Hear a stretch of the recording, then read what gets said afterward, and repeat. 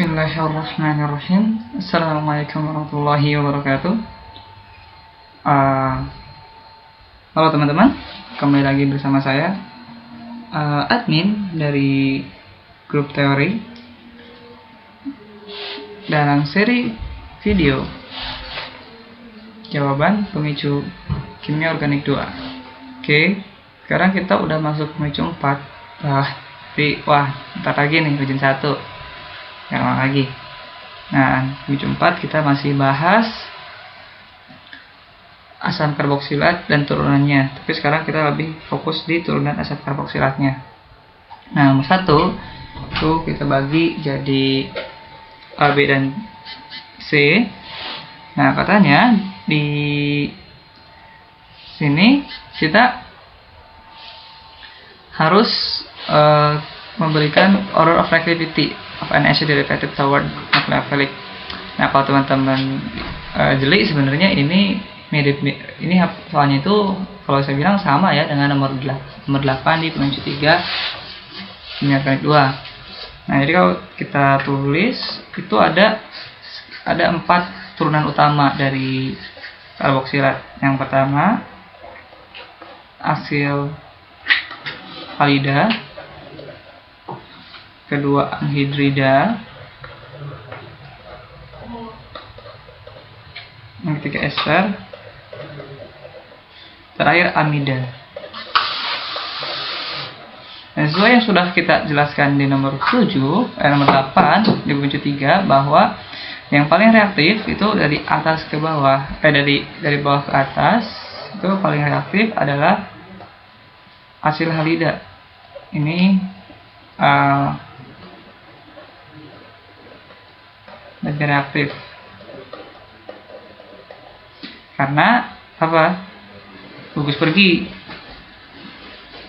yang baik, bahwa halida ada mempunyai gugus pergi yang baik. Yang semakin ke bawah itu gugus pergi semakin buruk, seperti itu. Jadi ini adalah dia sudah nyusun paling reaktif itu 1, reaktif kedua, reaktif ketiga, dan paling tidak reaktif ketika diserang oleh nucleophilic.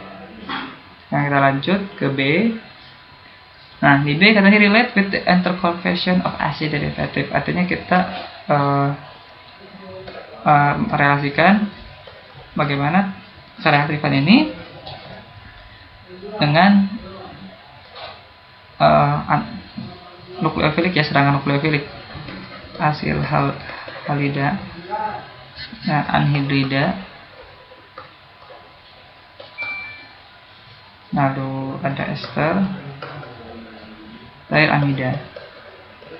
Dalam aturan turunan asam karboksilat, tadi kita di A katanya paling reaktif adalah semakin ke atas itu more reaktif, kan, lebih reaktif.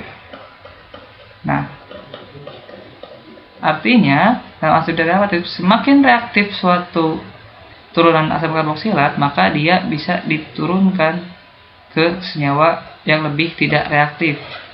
Jadi kalau misalnya hasil halida itu paling reaktif, maka dia bisa diturunkan menjadi anhidrida, jadi ester, dan jadi amida. Tuh, begitu juga anhidrida, dia bisa turunkan menjadi ester dan amida. Nah, tapi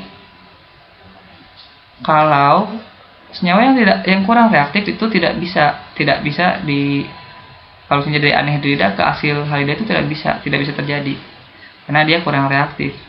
Jadi aturannya itu bahwa yang paling reaktif itu bisa diturunkan menjadi kurang reaktif, dan yang kurang reaktif itu nggak bisa dirubah menjadi yang lebih reaktif. Karena apa? Gugus perginya. Jadi bagaimana kalau misalnya kita jadi kalau saya jelaskan alasan logiknya itu seperti ini, teman-teman. Nah, saya punya asil halida nih, RCOCl. Nah, saya reaksikan dengan alkohol. Artinya nanti ini jadi ester, ini nyerang ke sini, dan lain-lain. Beberapa tahap, dia RCOR, kan, ester nih, seperti ini. Nah, kalau saya reaksikan terbalik, misalnya,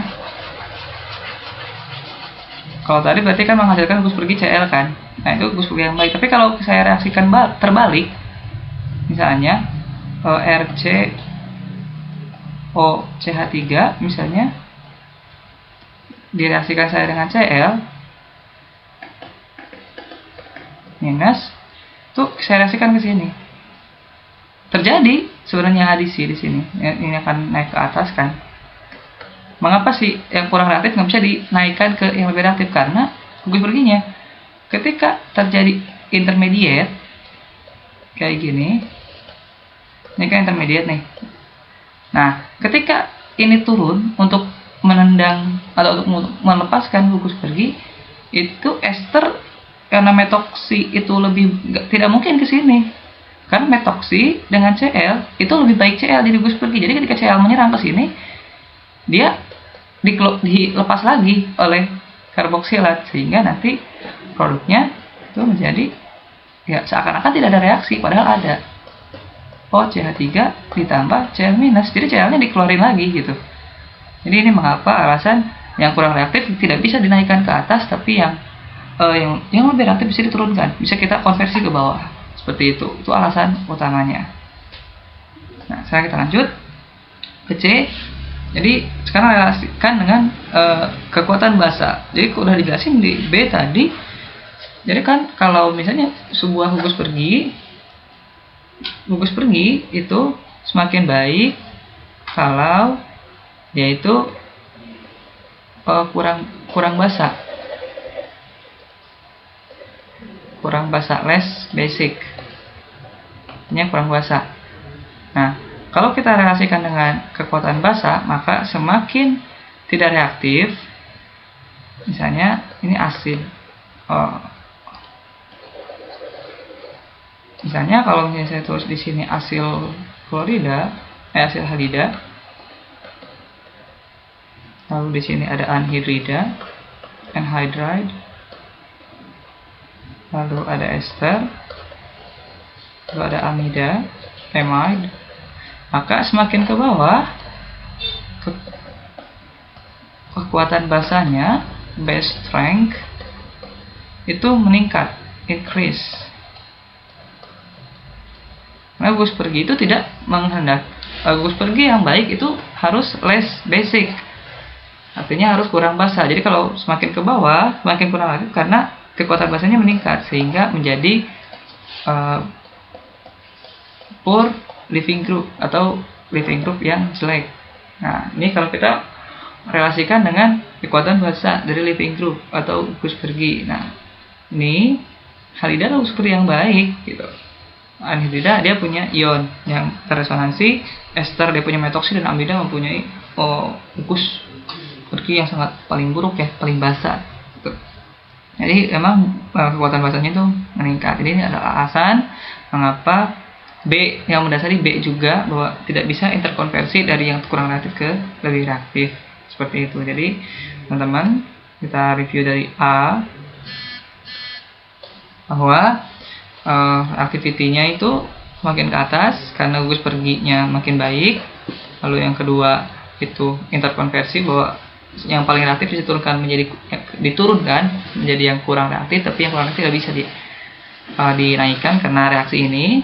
Lalu kalau kita relasikan lagi atau kita hubungkan lagi dengan kekuatan basa, maka semakin kuat basanya, dan itu menjadi living group yang buruk. Jadi kita sudah selesaikan nomor 1.